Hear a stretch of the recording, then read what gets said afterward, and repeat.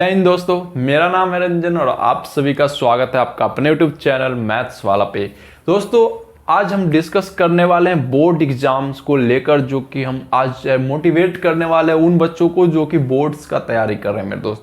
तो आज इस क्लास में हम आपको सिर्फ टाइप्स बताएंगे, कॉन्सेप्ट बताएंगे कि कैसे आप बोर्ड्स एग्जाम में 90% स्कोर कर सकते हो। उसके लिए हमको क्या क्या करना चाहिए, क्या नहीं करना चाहिए, सारे रिलेटेड इससे बोर्ड्स एग्जाम से रिलेटेड बात पे हम डिस्कस करने वाले मेरे दोस्त। तो वीडियो को अंत तक जरूर बने रहिएगा और सारे पॉइंट्स को एक एक करके समझिएगा मेरे दोस्त।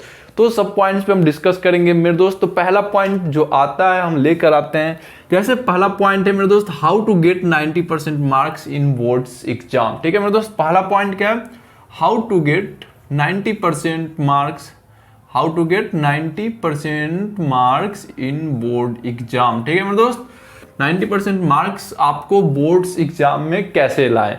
ठीक है, तो इस पे डिस्कस करेंगे, इसलिए सुनिएगा। बहुत ही ये सब कुछ होता नहीं कि 90% बहुत डिफिकल्ट चीज़ है मेरे दोस्त, इसलिए क्योंकि ये सब बहुत ही आसान, अगर रेगुलर काम करते हो किसी चीज़ पे आप तो सारे कुछ आसान हो जाने लगते हैं मेरे दोस्त। तो दुनिया में कोई भी चीज़, काम है या कुछ भी हो, वो कभी भी डिफिकल्ट नहीं होता जब आप उसको पूरा डेडिकेशन के साथ करते हो। तो वही है मेरे दोस्त जो हम कहने वाले हैं कि 90% मार्क्स अगर आपको स्कोर करना है बोर्ड्स एग्जाम में, तो कुछ नहीं करना है, बस आपको जो फर्स्ट काम होता है ना मेरे दोस्त, पहला काम, ठीक है, पहला काम आता है जो कि आप जितने भी सिलेबस पढ़ते हो, ठीक है, जो भी सिलेबस आप पढ़ते हो उसका पहले आप क्या करते हैं? क्लास नोट्स बनाते हैं। क्या बनाते हैं मेरे दोस्त? Class notes.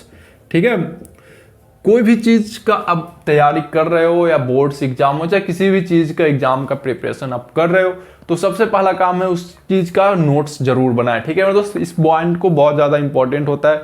उस चीज को आप नोट्स बनाएं और जितने हर डे का नोट्स को आप क्लियरिटी के साथ बनाएं और डेली प्रैक्टिस करें। दूसरा पॉइंट आता है मेरे दोस्त, उस नोट्स को जब आप क्लास वर्क करके आते हैं तो उसको घर पे आने के बाद कम से कम 2 बार प्रैक्टिस करें। कितना बार मेरे दोस्त?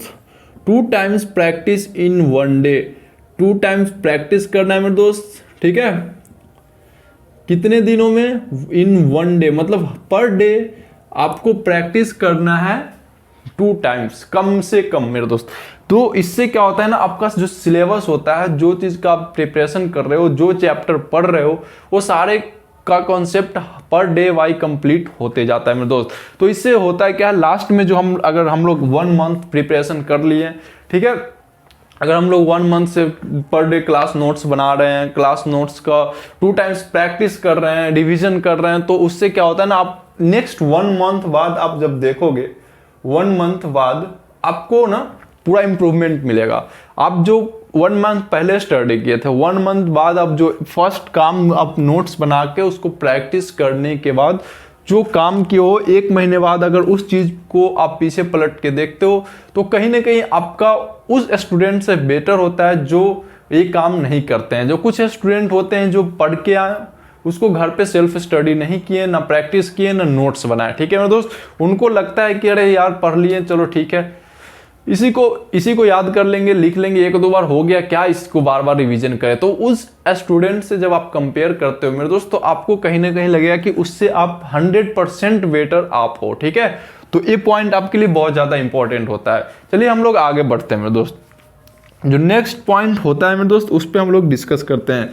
क्लास नोट्स बनाने के बाद उसको प्रैक्टिस कर लिए। अब आता है कि बोर्ड्स एग्जाम में तो बहुत सारे सिलेबस, मतलब बहुत सारे सब्जेक्ट पढ़ने होते हैं। जैसे फिजिक्स, अगर साइंस वाले स्टूडेंट होते हैं तो फिजिक्स, केमिस्ट्री, मैथ्स, बहुत सारे सब्जेक्ट हो जाते हैं। इसमें बहुत सारे बच्चे का ये भी क्वेश्चन रहता है कि अगर हमको सारे सब्जेक्ट का प्रिपरेशन कर रहे हैं तो कैसे उसको स्टडी करें कि सारा बैलेंस होते जाए मेरे दोस्त। तो आपको इसमें करना क्या है, जैसे आपका सब्जेक्ट है, मेन सब्जेक्ट जो भी होता है, जैसे आप सब्जेक्ट लिए हो, मैथ, फिजिक्स, केमिस्ट्री है। ठीक है मेरे दोस्त, मैथ है, फिजिक्स है, केमिस्ट्री है, जितने भी है, हिंदी और इंग्लिश। ठीक है, ये आपका सब्जेक्ट है। ठीक है, आप क्लास करने जाते हो कहीं पे, या सेल्फ स्टडी करे, ऑनलाइन क्लास करे, कैसे भी कुछ भी कर रहे हो।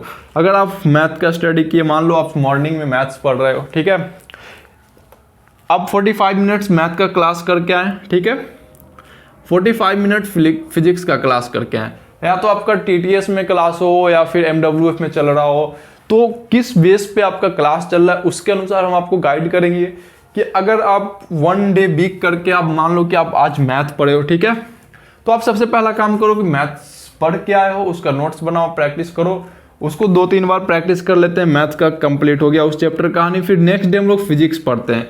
तो होता क्या है कि अब मैथ्स का प्रैक्टिस कैसे करें, उस डे करें या नहीं करें मेरे दोस्त, तो ऐसा माइंड में नहीं बैठाना कि अगर हम आज फिजिक्स पढ़ें तो फिजिक्स का प्रैक्टिस किया और मैथ को छोड़ दिए, ऐसा नहीं करना है।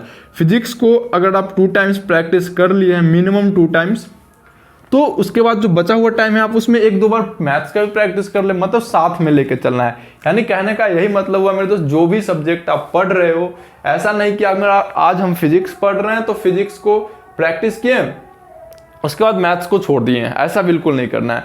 मतलब साथ लेकर चलना है। जितने भी सब्जेक्ट है आप टाइम एक परफेक्ट टाइम सेट करो कि आप जैसे आप सुबह 8 से 10 क्या करते हो, 8 से 10 हम मैथ्स पढ़ लिए, ठीक है मेरे दोस्त। मॉर्निंग का 8 से 10 AM में हम लोग क्या किए, मैथ्स स्टडी कर लिए। अब हम चलो 30 मिनट्स का ब्रेक लिए बीच में, ठीक है, 30 मिनट्स का ब्रेक लिए और हम लोग चलो मान लेते हैं 11 बजे से क्या किए, 11 से 1 PM तक हम लोग स्टडी कर लिए फिजिक्स का, ठीक है।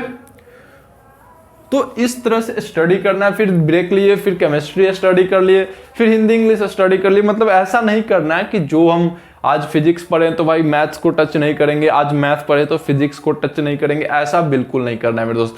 तो ये सारे पॉइंट्स आपके लिए बहुत ज़्यादा इंपॉर्टेंट होते हैं। अगर इस सब पॉइंट्स को आप नोट करते हो, समझते हो और इस तरह से प्रैक्टिस करते हो, रेगुलर कॉन्सेप्ट को इसी तरह लेकर चलते हो अपना सिलेबस को, तो आपका एग्जाम में 90% से ऊपर मार्क्स आना 100% गारंटी है मेरे दोस्त।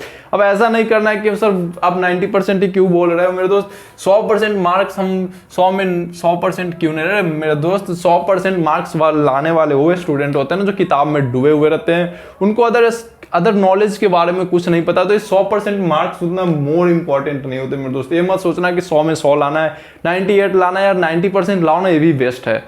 वो 10% मार्क्स को भूल जाओगे। 10% वाले मार्क्स में जो आप टाइम वेस्ट कर रहे हो ना, उसको आप दूसरे चीज सीखने में इन्वेस्ट करो। क्योंकि ठीक है मेरे दोस्त, ऐसा नहीं कि किताब में डूबे हुए तो सिर्फ इसी सब्जेक्ट को पढ़ना है। पहले बात तो बता दे, चलो ठीक है सब्जेक्ट एजुकेशन जरूरी है, मतलब ये नहीं कि 100% उसी में डूब गए तो वो बेटर एजुकेशन, तो ऐसा नहीं करना है मेरे दोस्त। आप 10% ऐसा जगह यूज करो जो आपके लिए फ्यूचर के लिए एक साइड सोर्स हो सके। आप साइड से कुछ कर रहे हो, उसको सीखो, कोई चीज़ सीखने लर्न करने में लगाते हैं मेरे दोस्त, ठीक है। तो ऐसा नहीं कि 100% चाहिए, ऐसा हम यहाँ पे आपको बोल 90% बोल रहे हैं इसलिए क्योंकि 10% वाले टाइम्स को आप अदर चीज़ में वेस्ट करो। आप मतलब घर के, आप किसी फैमिली को हेल्प करो, मतलब आप घर के काम कर रहे हो, उस सब में मतलब कुछ भी करो, दूसरा काम आप कुछ भी करो, ठीक है, ऐसा करना है। तो आपको 90% गेट कैसे करना है, जो हम आपको रूल्स बताएं उसको आप फॉलो कीजिए, आपका 100% गारंटी देते हैं कि आप 90% स्कोर करेंगे। तो मेरे दोस्त आज का मोटिवेशन आपको कैसा लगा, कंसेप्ट मोटिवेशन कैसा लगा, आप कमेंट करके जरूर बताइएगा और चैनल को लाइक, सब्सक्राइब और शेयर करना नहीं भूलिएगा। मेरे दोस्त मिलते हैं नेक्स्ट वीडियो में। जय हिंद।